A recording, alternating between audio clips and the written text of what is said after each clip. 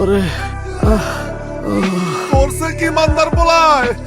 এই ওঠ ওঠ, কষ্ট লাগে কষ্ট লাগে, কাম করতে কষ্ট লাগে, তো কাম করতে কষ্ট লাগে। হ্যাঁ আমি যখন টাকা দিই আমার কষ্ট লাগে না?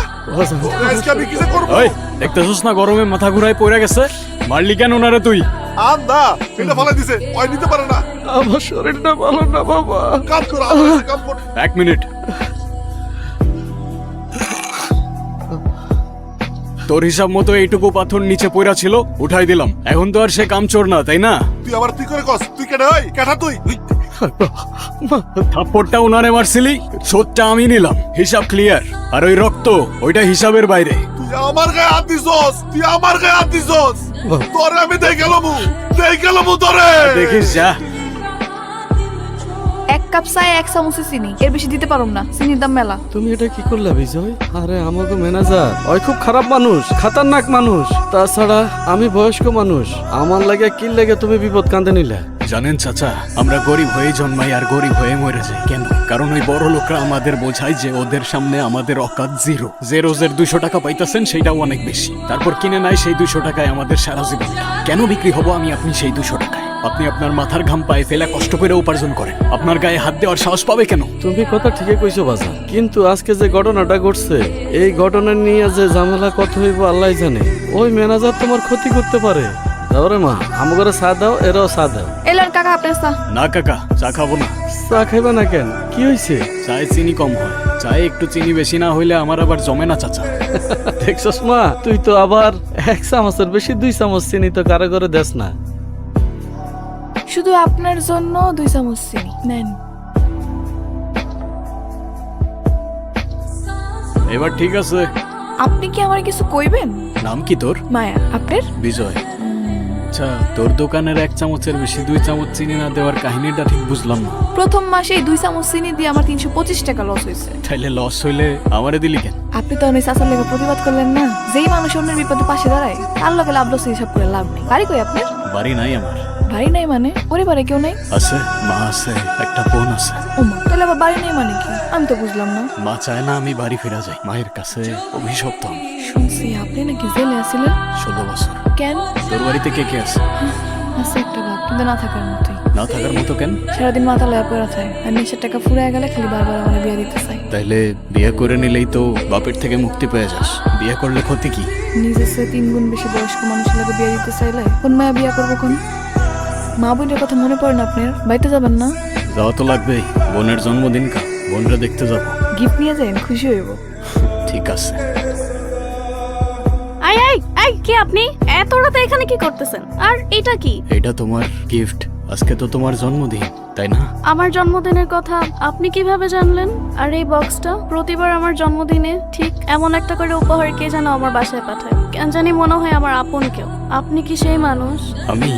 আমি না, আমি তো শুধু পার্সেলটা দিতে আসছিলাম। আমি জানি না কে পাঠায়। আমার পার্সেলটা দিয়ে যাওয়ার কথা, আমারে দিতে বলছে, তাই দিয়ে গেলাম। কি তুমি আমার চেনো? হ্যাঁ, ঠিক আমার ভাইয়ের মতো। জানি না মানুষটা আজ কোথায় আছে, আর তাকে অনেক বেশি ভালোবাসি। ঠিক আছে, বলে দিব আমি। আর আমি শিওর সেও তোমার অনেক ভালোবাসে। এটা কে? আর এত রাতে এই ছেলেটা এখানে কি করে? না মা, উনি তো শুধু একদম চুপ। আর যদি কোনোদিন তোকে যার তার সাথে কথা বলতে দেখি, চল ঘরে চল।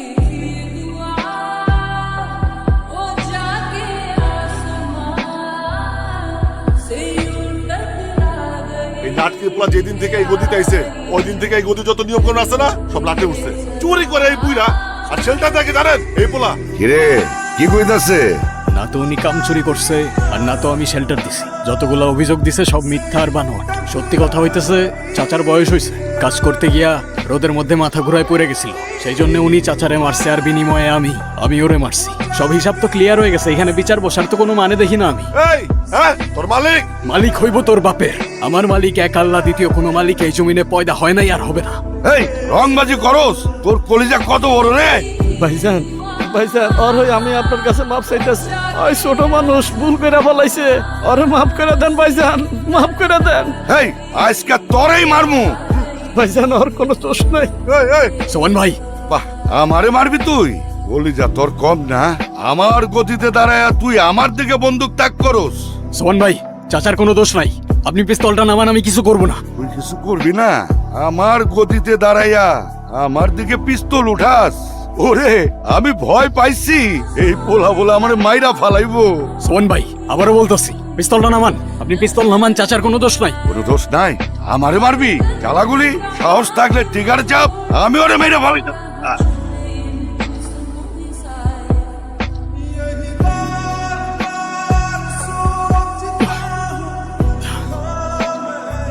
কিরে চুপ করে আছিস কেন?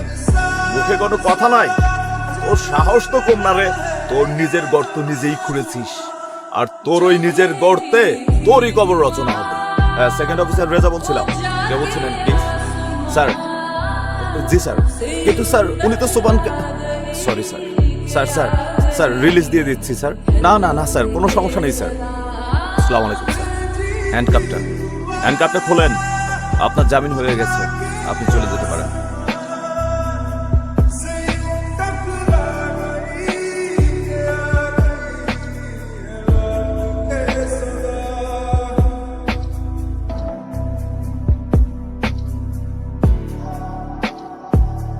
আমার দিকে বন্ধুত্বের হাত বাড়ানোর কারণ? এই এলাকাটা আমাদের জন্য একটা গোল্ড মাইন। এখানে যে মাথা হয়ে আসুক না কেন, তার সাথে আমাদের ব্যবসা করতে হবে। আমরা ব্যবসায়ী মানুষ বিজয়, ব্যবসায় আমাদের কাছে ফার্স্ট প্রায়োরিটি। আমার জামিন আপনারা করাইছেন কেন? আমি তো আপনাদের হয়ে কাজ করি না। আমরা আসছি আপনার সাথে অংশীদার করতে। এলাকায় সোবানা লাইনটা এখনো আছে, কিন্তু মাথাটা নাই। এখন আপনি হচ্ছেন সেই মাথা। আপনি শুধু এই ট্রাকের রুটগুলো ক্লিয়ার রাখবেন, তার বিনিময়ে পুরো কারখানার কন্ট্রোল আপনার। এই কারখানার কন্ট্রোল দিবেন আপনি আমারে? যেদিন থেকে ট্রিগারে আমার হাত, সেদিন থেকে এই কারখানার কন্ট্রোল আমার হাতে। আপনার রুট ক্লিয়ার থাকবে, কিন্তু একটা কথা, কালকে থেকে আমার শ্রমিকদের বেতন হবে দ্বিগুণ, তাই রেটটা একটু বেশি লাগবে। ডিল ডান।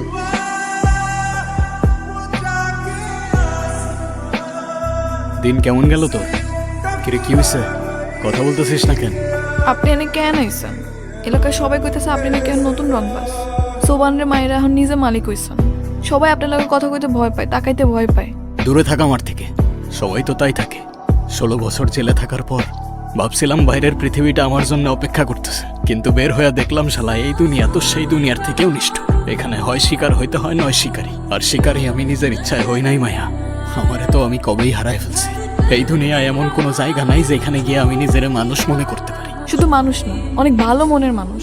কিন্তু এই অন্ধকার রাস্তায় হাঁটতে গিয়ে তো আপনি আপনার নিজের মনুষ্যত্বটাও হারায় ফেলবেন। রাস্তাই তো আমার এইখানে নিয়ে আসছে।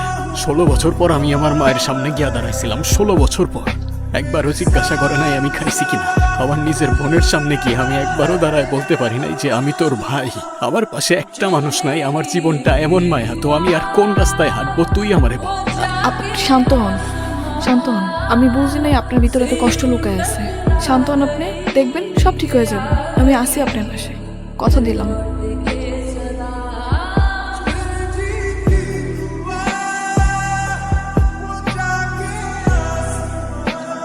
কিরে তুই আমার এখানে নিয়ে আসলি কেন? আমার কত কাজ রয়েছে। কিরে আমার কথা শোনস না তুই? এমনি হাসতেছস কেন? এত কথা কই না, একটু চুপ করে দাঁড়ান, একটা কাজ আছে। হ্যাঁ, ওই যে এসে পড়ছে। আরে ও এখানে? তাড়াতাড়ি চলো, ও দেখা ফেলবে আমার। চুপ করে দাঁড়ান, আর কোনো লুকোচুরি করবেন না। আপনি এনে দাঁড়ান। আরে কি করতেছস? এই দাঁড়ান, ওই দেখো, এদিকে আসো। এই রিয়া, তো তুমি ওনার চেনো কিনা? ঠিক চিনি না, তবে ওদিন উনি পার্সেল দিতে আইছিলেন। তুমি কি জানো তোমার জন্মদিনে প্রত্যেক বছর যে গিফটগুলো আহে? আপনি আপনি আমার গিফট কেন পাঠাইতেন? কি হলো, কিছু বলতেছেন না যে? বারে আমার বোনের জন্মদিন, আর আমি কিছু পাঠাবো না তা কেমনে হয়? ভাইয়া, কোথায় ছিলা তুমি এতদিন? তুমি কেন আসো নাই আমগো বাড়িতে? মা বলছিল তুমি নাকি হারাই গেছো ছোটবেলায়। তাইলে ওদিন তোমার দেখার পর কেন জানি মনে হতেছিল তুমি আমার আপন কেউ। আমি না চিনলেও মা কেন তোমার ডাকলো না? মা মা হয়তো চিনতে পারে নাই আমারে। তুমি এখনই চলো আমার সাথে, মা দেখুক যে তুমি ফিরে এসো। আজকে না রে, আজকে যাইতে পারবো না আমি, তবে খুব তাড়াতাড়ি আসবো আমি, কথা দিলাম তোরে। যা কেমন? আজকে যখন আমার বোনটা আমারে ভাই বলে ডাকলো, মনে হইলো গত 16 বছরের অভিশাপ আমার জীবন থেকে ধুয়ে গেল। তুই না থাকলে আমার বোনটারে আমি কখনোই কাছে পাইতাম না। কিভাবে ধন্যবাদ দিব আমি তোরে বল? এইটুকুতে একটা মানুষ এত খুশি হতে পারে? তুই বুঝবি না রে, আমার জন্য কোনোদিন কেউ কিছু করে নাই, শুধু তুই করলি। কেন? কারণ আমি জানি আপনি ভিতরে ভিতরে কতটা পুড়ে মরছেন। এই মুখোশের নিচের মানুষটা আমি খুব ভালো করেই চিনি। জানিস মানুষ আমারে ভয় পায় নাকি সম্মান করে আমি জানি না, কিন্তু এত মানুষের ভিড়ে মাঝে মধ্যে নিজের খুব একা লাগে। মনে হয় টাকা আছে কিন্তু ঘর নেই, টেবিল আছে কিন্তু পাশে বসে খাওয়ার মানুষটা নাই। একটা ঘর চাই আমি, একটা পরিবার চাই। তুই হবি আমার সেই পরিবার। আমাদের একটা ঘর হইল, থাকার জায়গা হইল, যেখানে এই দুনিয়ার আর কোনো ঝামেলা থাকবে না, শুধু তুই আর আমি। হ্যাঁ, কিন্তু আপনি একটু আব্বালাকে কথা কইেন। আমি চাই না আব্বার থেকে কিছু আড়ালে থাকুক। কালকেই কথা বলবো তোর আব্বার সাথে আমি। আব্বা, আব্বা তুমি আজকেও আবার মদ খাইছো? তোমার আমি কতবার নিষেধ করছি, তুমি কবে এগুলো ছাড়বা কত? আমি মানুষের জ্ঞানে চলে না, আমরা জ্ঞান দিবি না। তুমি কি অকালে নিজের জীবনটা শেষ করতে চাও? বেজাল পারিস না তো। চাচা, হ্যাঁ, আপনার সাথে একটু কথা ছিল। কথা আমার লগে আবার কি কথা? অনেকদিন ধরেই ভাবতেছি সবকিছু গুছায় আপনার সাথে দেখা করতে আসবো। মায়ারে বিয়ে করতে চাই আমি, আমার বাকি জীবনটা ওর হাত ধরে পার করতে চাই, তাই আপনার কাছে অনুমতি নিতে আসলাম। বিয়া কার লগে? এর লগে? হ্যাঁ, এর লাগে এতদিন বিয়া করস না, করবি কে? তুই তো এর লগে আসিলি। আচ্ছা আমারে কত, এইটারে বাদ দিয়া তুই আর কয়টার লগে ঘুরস? আব্বা চুপ করো, তুমি কি আজে বাজে কথা কইতেছো? চুপ করো। ওই, আমার মুখে মুখে কথা কস। ওই আমার মুখে মুখে কথা কস। কি ভাবছস এইটারে লই আইছস? ওই কি ভাবছস? আমি দিমু না আমার মায়ের লগে তোর বিয়া। কি করবি তুই? তুই আমারে মারলি? ও তুই আমারে মারলি? মারবি তো। তুই গুনি, তোর হাতে গুণের রক্ত, মানুষ মারার রক্ত লাগে আছে। হ্যাঁ, আমার হাতে মানুষের রক্ত, কিন্তু তোর মতো টাকার জন্য নিজের মেয়েরে বিক্রি করতে যাই না আমি। আমি তোর মেয়ের এই বিয়ে করব, তোর মত থাকুক আর না থাকুক। যদি কেউ বাধা দিতে আসে এইটা মনে রাখতে বলিস, আমার হাতের রক্ত এখনো শুকায় নাই।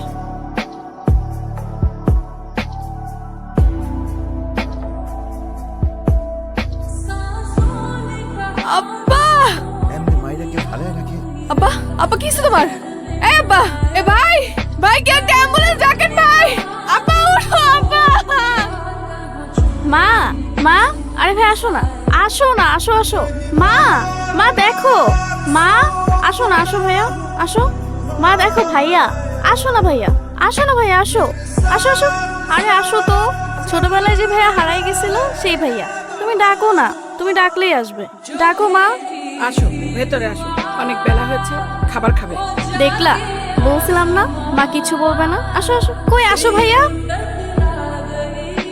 তুমি কেমন আছো মা? তোমার শরীর ভালো তো? মা হয়তো এখনো বিশ্বাসই করতে পারতেছে না এটা। তো আমাকে যে প্রতি বছর গিফট পাঠাইতো না, সেটা ভাইয়াই পাঠাইতো, তুমি বিশ্বাস করতে না। তাড়াতাড়ি খেয়ে নে, তুমি খাবো না মা? তাড়াতাড়ি খাইয়ে চলে গেলে খুশি হমু। কি বলতেছো মা এগুলা? ভাইয়া চলে যাবে কেন? নিজের জীবন নষ্ট কইরা এখন ওর জীবনের পিছনে লাগলি? তুমি এগুলা কি বলতেছো মা? ওর জীবনের পেছনে লাগবো আমি? ও তো বোন হয় আমার। এত বছর পর আইছিস, এই নতুন নাটক তোরে কে সাজাইতে বলছে? রিয়ারে আমি তোর এই অন্ধকার ছায়া থেকে এতদিন যাবত দূরে রাখছিস। কে বলছিল তোরে অরে তোর পরিচয় দিতে? মা এগুলা তুমি কি বলতেছো? ওর জীবন নষ্ট করতে আসছি আমি? ভালোই বলছো তুমি মা, আমি বুঝতে পারি নাই আমার ফেরাটা তোমার জন্য এতটা যন্ত্রণার কারণ হবে। আমার কপালটাই হয়তো এরকম, তোমার হাতের খাবারটুকু খাওয়ার ভাগ্যটাও আমার নাই। মায়া, এটা কেমনে হইলো? হ্যাঁ, আমারে তো জানাইলি না কিছু তুই। আমি একটু আগেই শুনলাম তোর বাবার কি কোনো শত্রু ছিল? শত্রুটা না থাকলে তোর খুন হয় না, আবার মাঝে মাঝে শত্রু চেনাও যায় না। মানে বুঝলাম না, কি বলতেছস তুই? কালকে রাতে আপনি কই আছিলেন? আমি আর কই থাকবো, কারখানায় ছিলাম। কেন তুই এমনি জিজ্ঞাসা করতেছস কেন আমারে? কারণ মানুষ যখন সত্যি কথা কয় তখন চোখে চোখ রেখা কথা কয়। এ মায়া, মাথা ঠিক আছে তোর? কি উল্টাপাল্টা কথা বলতেছস তুই? হ্যালো, এখন কই যেতেছেন? এখন পালায়া কই যাইবেন? কত দূর যাইবেন পালায়া? উল্টাপাল্টা বলিস না। বাপুরে কারা যেন মাইরা ফালাই রাখছে। কেউ একজন আমাদের নিয়ে গেম খেলতেছে মায়া। আমারে ফ্রেম করার জন্য তোর বাবারে সরাই দিছে। আমার উপরে বিশ্বাস রাখ মায়া, বিশ্বাস রাখ আমার উপর। বিজয়, তুমি কি বুঝতে পারছো এই মুহূর্তে তুমি কোথায় বসে আছো? শহরের শান্তি নষ্ট হচ্ছে, ওপেন ফায়ারিং হচ্ছে, মার্ডার হচ্ছে। এগুলো দেখেও আমরা না দেখার ভান করে থাকবো? শান্তি? যখন আমার ভাইয়ের লাশ নদীতে ভাসতেছিল তখন কোথায় ছিল আপনার শান্তি? তাই বলে তো আইন তুমি নিজের হাতে তুলে নিতে পারো না। সেই আইন তো আপনারা ড্রয়ারের ভেতরে তালা দিয়ে রাখছেন, আর আমি সেই তালা ভাঙতেছি। আমাদের উপর কারা অ্যাটাক করতেছে সেটা খুঁজে বের করেন। বেশি কিছু লাগবে না, শুধু নামটা দেন, বাকিটা আমি সামলাই নিব। আমাকে হুমকি দিচ্ছ? আমার থানায় বসে আমাকে হুমকি? জাস্ট জানিয়ে দিচ্ছি আপনাকে, আপনারা যদি আমার ছেলেদেরকে রক্ষা করতে না পারেন তাহলে দেখেন আপনাদের মাথা ব্যথা অনেক সামলাইছি আমি। এবার আপনাদের পালা। স্যার, বাসার কারখানা ঢুকেছে, ওরা এখন কারখানায় ঢুকে এলো পাতারি গুলি চালাচ্ছে। বিজয়, তুমি যায় না, আমি বিষয়টা দেখতেছি। স্যার, আপনারা শুধু কাগজে কলমে অপরাধীদের নাম লেখেন, আমি নাম লিখি না। তাই আপনার ওই খাতা বন্ধ রাখেন, কারণ আজকের হিসাবটা আর কলমের কালিতে না, রক্ত দিয়ে হবে।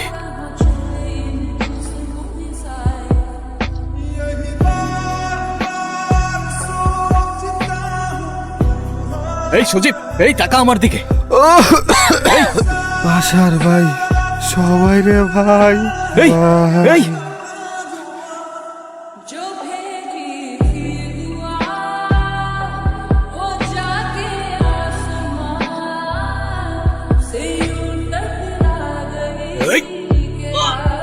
এই দাঁড়া, চালি অনলাইন, গাড়িটা পাঠান এখানে, হ্যাঁ কুইক।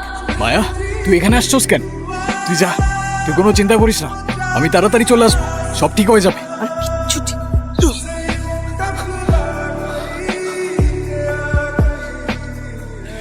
এইটা আমার বাপের রক্তের প্রতিশোধ।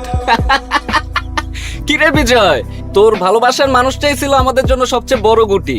ওর ব্যাপারে মারলাম আমরা, আর দোষ হলো তোর। হ্যাঁ, তোর কি মনে হয় তোর লোক একে একে মারলাম, ইনফরমেশন কে দিছে? ও, আমার ব্যাপারে তুই মাইরা দিছস, আর তোরা আমি এত সহজে ছাইরা দিমু? হ্যাঁ, তোর ভাগ্য দেখ বিজয়, যারে এত ভালোবাসলি তারাতেই তোরে শেষ হইতে হইলো। মজা পাইছে রে, মজা পাইছে।